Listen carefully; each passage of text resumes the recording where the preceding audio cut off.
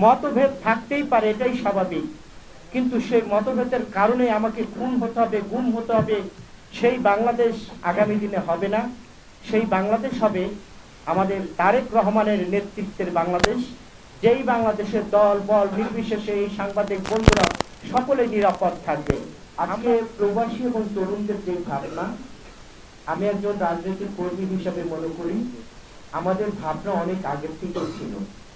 যেহেতু সারা পৃথিবীতে জিনজিয়ানদের বর্তমান যে অবদান রাখছেন বিভিন্ন দেশে, যারা স্বৈরাচারী ক্ষমতায় থাকেন তাদেরকে পালাবদল করার জন্য জেনজিনরা অনেক শ্রম দিচ্ছেন, সেহেতু আমাদের ভাবনাটা একটু বেশি থাকবে, এটাই স্বাভাবিক। তবে দুদুভাইদের অভিজ্ঞতা নিয়েই তো আমাদের ভাবনা। প্রবাসী যারা ছিলেন তাদেরও একটা ভাবনা আছে।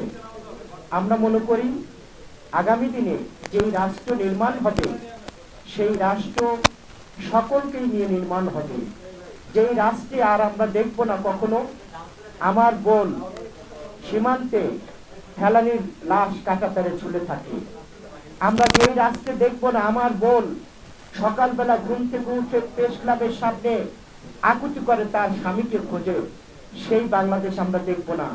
আমরা সেই বাংলাদেশ দেখব না যেই বাংলাদেশ গুমের ঘর, খুনের ঘর, কাচের ঘর, সেই বাংলাদেশ আমরা দেখব না।